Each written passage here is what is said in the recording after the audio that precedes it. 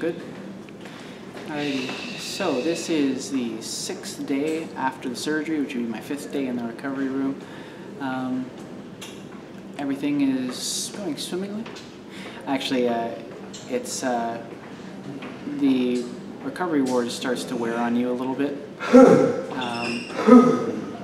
After a while, it does get a little bit, I suppose you could say it agitates a little bit. The room I've been in, since the step-down unit is packed with people, and I've noticed over the last few days that it's actually a lot of patients in there for the amount of nursing staff they have, and they're able to spend a relatively small amount of time with each person. So everything's hustle and bustle. You never really have a sense of what's actually happening. I get a chance to meet with the transplant team twice a day, once in the morning, once at night. And out of those 2 meetings, generally speaking, I don't get much of a sense of what's going on. I had sort of a general idea about 3-4 days ago that I was going to be out of here either today or tomorrow. And today that's just been bumped back by a couple of days, sort of arbitrarily. So in terms of, knowing when I'm going to be released, I really don't have any clue. And nobody's able to give me a concrete date for that whatsoever. It's completely fluid. They'll say 1 or 2 days, but that might as well be 1 to 7 days. Like, there's absolutely no concreteness to it at all. It makes it extremely hard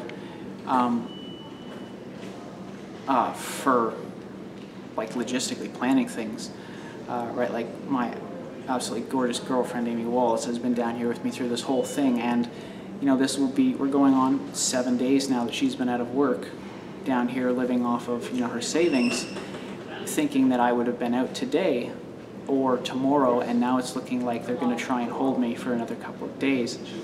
And the reason for that is because of the arm.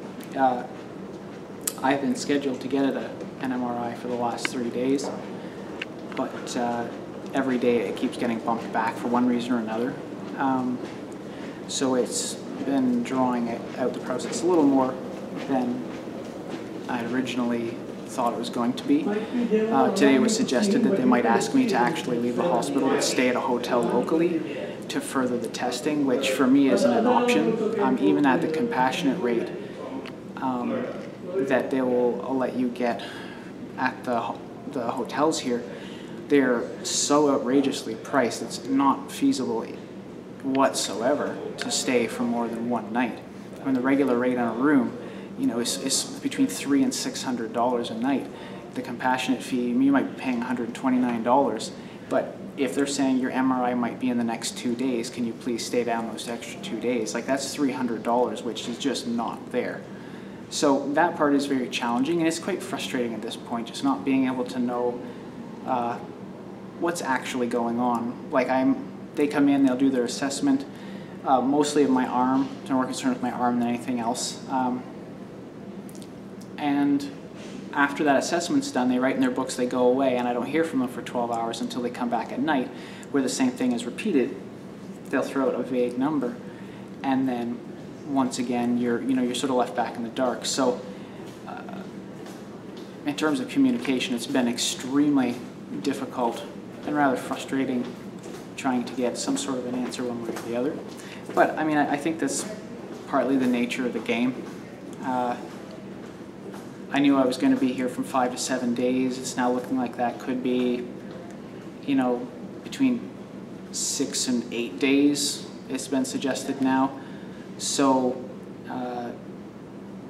not being kept in the loop with what's actually going on and what my progress is and what's left to be done has been a challenge, for sure. So, for anybody who's thinking about doing this, that is one thing you're going to have to plan for, is to not expect to be informed about very much, or to be on top of it like a hound dog, like a pit bull, just trying to, get the information, make sure you're getting the information for your support that you have, either at home or locally in the area, so that they can, assess their own situation to say, okay, well, am I coming down to pick you? tonight, tomorrow, the day after, right? Like, because you're gonna have to take time, or somebody's gonna have to take time off work for that at some point, and without knowing anything specific, or even a more specific idea of a date, then it makes that very hard. It makes it very hard. But today did go by the same as most others. I found myself extremely disoriented today, more so than any other day that I've been here. I did have a little incident, which it was never actually resolved with anybody, but where I had an IV drip of magnesium, just an electrolyte for the blood and the heart, and I got into bed, and the next thing I knew, I was waking up in the bathroom on the toilet. And I didn't have any memory of how I got there. I have this vague recollection of needing to go to the bathroom in sort of an emergency state, and then waking up on the toilet. I got finished on the toilet. I was very disoriented, didn't know where I was or what time it was. I walked back out into the room, plugged my IV back into the wall, and buzzed the nurse, and nobody was able to explain it, and everybody just basically told me that it was a dream, and that, you know, I'd had a nightmare of some kind, even though I actually physically woke up in the bathroom. That was very disorienting. Yeah, it's a very big eye-opening experience for hospitals in general. I think this is the first time I've ever stayed in.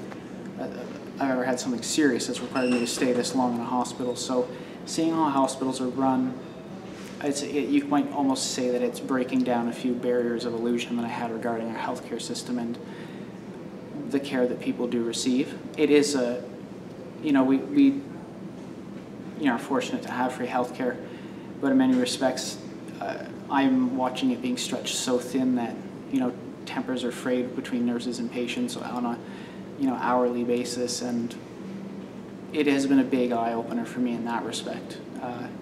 It's not what I expected when I thought of a place for a person who's recovering from a very traumatic and life or death sort of, because I'm in the specific transplant ward. That's for people who have donated and received donations, and it's not what I expected in terms of access to amenities that would bring, you know, the necessary psychological well-being into a person's life. You know, a little bit of joy, a little bit of happiness, a lot of frayed tempers, a lot of short answers and rolled eyes, and this being now my 5th day in recovery, I guess my second or third day in this particular ward, I'll say that it does get old quick, right? I try and greet everybody with a smile that I can, even if they're obviously having a bad day. But for some of the patients who have been here for a month or more, it's hard to believe that, you know, they have any sanity left. But it's all around, it's been an eye-opener, and it's not something that I can judge one way or the other, because I've only been here once. But yeah, it's something that I may look into more in the future, just to see if it's like this all over the place. But I will update my next journal tomorrow. Hopefully by then we'll have an idea of when I'm going home, whether it's tomorrow or the day after. I'm going to try and inquire and see if they can just write me a slip for the MRI and send me home with it, so that I can get it done in Huntsville. If that's all I'm waiting around for, then there's no point in me sitting around waiting for an MRI here when there's an MRI in Huntsville. But yeah, so I'll keep you up to date on that. But I did get to go outside tonight, which was a huge blessing.